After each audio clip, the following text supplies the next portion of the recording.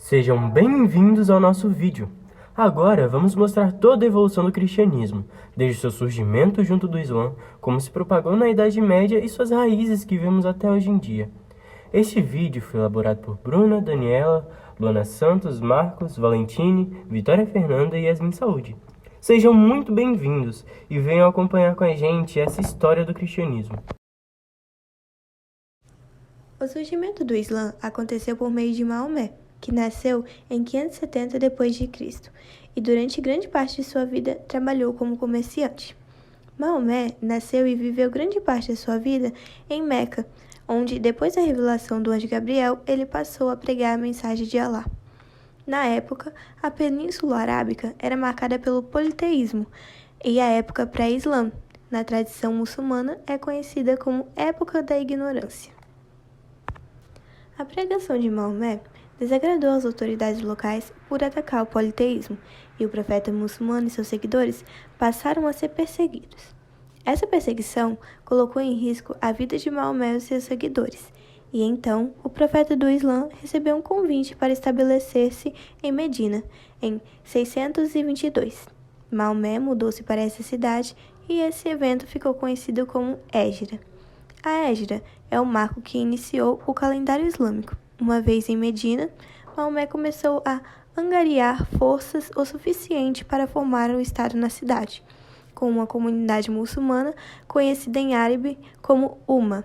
Esse estado muçulmano, formado pelo profeta em Medina, garantiu a liberdade religiosa para judeus, cristãos e adeptos do politeísmo. Após travar inúmeras batalhas, Maomé conseguiu conquistar a cidade de Meca. Na tradição muçulmana, conta-se que a conquista da cidade foi realizada de forma pacífica. Ainda em vida, Maomé foi responsável pela unificação da Península Arábica, que até então não possuía unificação política. Maomé faleceu em 632 d.C.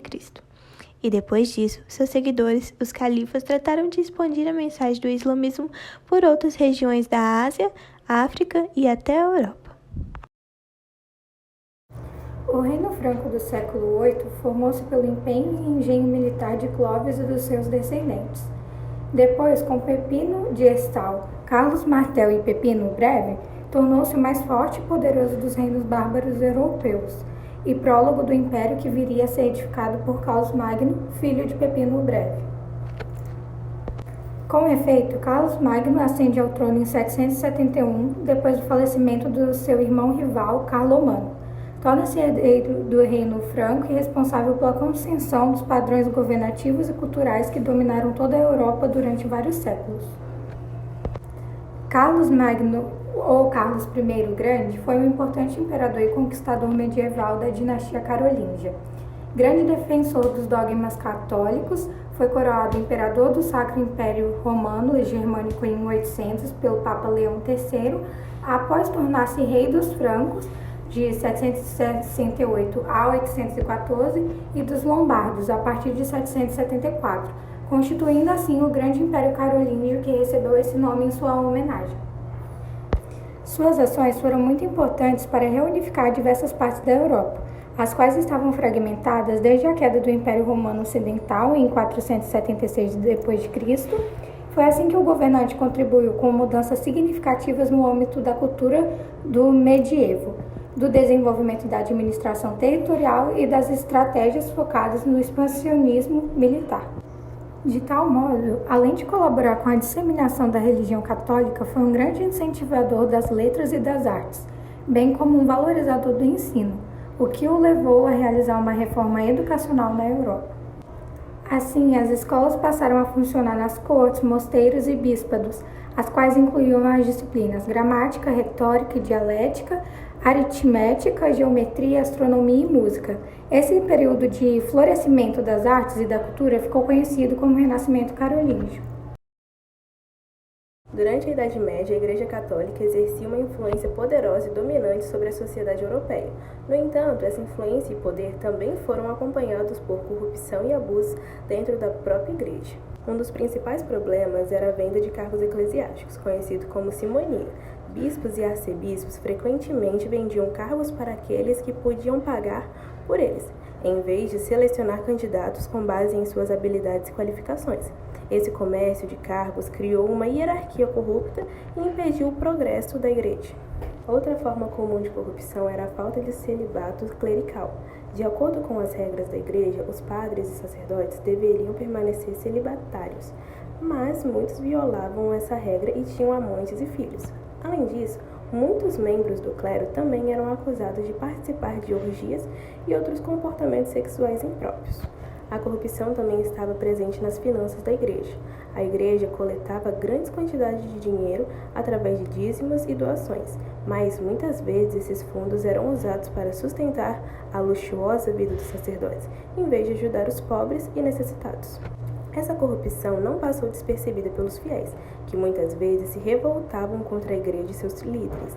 Alguns líderes religiosos tentaram reformar a igreja, como São Francisco de Assis e São Domingos de Gusmão, mas a corrupção continuou até a Reforma Protestante do século XVI. As cruzadas foram a contraofensiva do cristianismo diante do avanço dos muçulmanos. No Oriente, os islâmicos abrangiam seus domínios e já conquistaram a Palestina, colocando em perigo o Império Bizantino. O acesso aos locais por onde Cristo passou foi então proibido pelos islâmicos. O Papa Urbano II, percebendo o aumento populacional e a proibição dos cristãos de adentrar Jerusalém, decidiu organizar expedições religiosas e militares para lutar contra os islâmicos e reconquistar o acesso à Terra Santa. O cavaleiro que aceitasse participar dessas expedições ganharia indulgência, ou seja, o perdão de seus pecados. Por outro lado, comerciantes apoiaram essas expedições, pois pretendiam ampliar os seus negócios e levar à Europa produtos orientais como especiarias. O termo cruzada refere-se à cruz que os cavaleiros usavam em suas roupas quando estavam em marcha da Europa até o Oriente. Quais foram as cruzadas? Ocorreram entre 1096 a 1072, ao todo sendo 8 cruzadas vindas da Europa Ocidental com rumo à Terra Santa. Dentre elas, cabe ressaltar apenas 4. A primeira, comandada por nobres europeus, resultou na conquista de Jerusalém e o estabelecimento do Estado Latino na Terra Santa. A segunda, comandada por Luís V da França e Conrado III da Alemanha, resultou nos cristãos sendo derrotados numa tentativa de ocupar Damasco fracassada. A terceira, também chamada de Cruzada dos Reis, comandada por Frederico I, Felipe II da França e Ricardo Coração de Leão da Inglaterra. Os cristãos capturaram São João da Acre, mas não conseguiram alterar a situação de perda da maior parte das possessões na Terra Santa. A quarta, comandada por europeus convocados por Inocêncio III com participação de venezianos, resultou no saque de Constantinopla e formação do Império Latino do Oriente. A decadência da igreja ocorreu devido a diversos fatores, e dentre eles a corrupção causada pelos próprios papas, os quais colocavam seus interesses pessoais à frente de suas próprias responsabilidades como clérigos. Não somente a corrupção era causada pela sede de poder, mas também por conta das dificuldades que estavam sendo enfrentadas pela população europeia, como a Guerra dos 100 Anos e a própria Peste Negra, as quais juntas foram responsáveis por aniquilar boa parte da Europa, fazendo com que os fiéis questionassem a intervenção divina. Com o poder da igreja se enfraquecendo e a Europa tendo que lidar com diversas guerras e crises, a igreja teve que se reinventar. Ou seja, ela teve que dar um jeito de conseguir recuperar as suas riquezas e o seu poder. A forma que ela encontrou para estar realizando isto foi através da cobrança de mais impostos. Em meio ao enfraquecimento do poder da igreja, o rei da França exigiu que o Papa se mudasse para a cidade de Avignon, onde em 1309 foi estabelecida como sede do poder da igreja. Foi também durante esse período que houveram diversas divisões no papado. A chamada Cisma do Ocidente foi quando um grupo de clérigos elegeu o Papa Urbano VI na França. Entretanto, não foram a favor de suas políticas e ações, de modo que, sem destituir o Papa Urbano, eles elegeram um novo Papa, o chamado Papa Clemente VII, para que este estivesse governando em Roma. Sendo obrigada a escolher entre um dos dois papas, a Europa foi dividida entre aqueles que apoiavam Urbano e aqueles que apoiavam Clementes, ou seja, aqueles que estavam do lado da Inglaterra e aqueles que estavam do lado da França.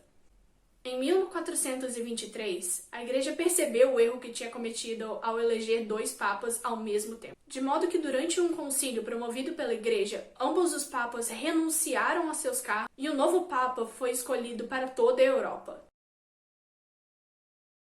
O período da Renascença é conhecido por ser um período de retomada às origens na Grécia, ou seja, retomarem os pensamentos de Platão e Aristóteles e as artes da ciência. Foi durante esse período em que a ideia onde o homem era o centro do universo foi fundada, e a Igreja apoiava essa teoria. Foi durante o período do Renascimento em que o homem passou a ser denominado como o centro do universo, deixando assim de lado a ideia de que Deus estava no centro e passaram a criticar a Igreja e as suas proibições, uma vez que agora o homem estaria focado na ciência e na razão. Por outro lado, a Igreja parou de cuidar do rebanho e de propagar a palavra da Bíblia e se preocupou mais e mais em enfeitar as suas igrejas e catedrais com as culturas e imagens que estavam sendo feitas. Para cobrir ainda mais seus gastos, a Igreja aumentou os impostos e aumentou a venda de indulgências, as quais prometiam salvação eterna ou remissão dos pecados, até mesmo daquelas pessoas ou parentes já falecidos. Através das indulgências, uma pessoa, mesmo falecida, poderia adquirir um local no céu, ou então pular o purgatório e ir direto ao paraíso. A Reforma Protestante foi um movimento de reforma religiosa ocorrido na Europa no século XVI, iniciado por Martinho Lutero, que estava insatisfeito com a cobrança de indulgências pela Igreja Católica. Lutero elaborou 95 teses e fundamentou uma teologia que deu origem às novas denominações dentro do cristianismo. A Europa do século XVI passava por profundas transformações nas estruturas políticas, econômicas, sociais e culturais. A religião perdia sua força graças ao Renascimento e a Igreja Católica enfrentava uma crise de credibilidade. Esses reformistas tinham algumas ideias como pobreza apostólica, a escritura como única lei da Igreja, os eleitos são a Igreja, não o Papa e os cardeais, Cristo como a cabeça da Igreja e não o Papa. Eles criticavam a falta de moralidade, o abuso do poder, a avareza, a corrupção e todo tipo de desvio comuns na Igreja Católica na Europa. Diante desse crescimento protestante, a Igreja Católica não deixou de reagir por meio de uma série de ações realizadas pela Santa Sé, que incluíram a catequização de pessoas por meio dos jesuítas, a reativação do Tribunal da Inquisição e a proibição de certos livros.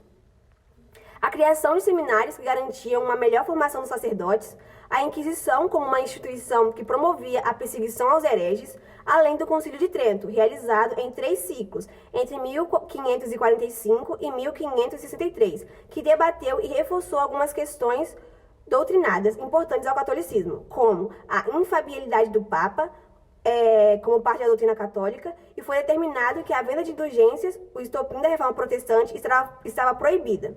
Além disso, foi proibido alguma circulação de alguns livros, pois eles identificaram que os protestantes se beneficiaram bastante da circulação de ideias a favor de sua teologia. Vimos aqui desde como o Islã afetou e deu início ao cristianismo.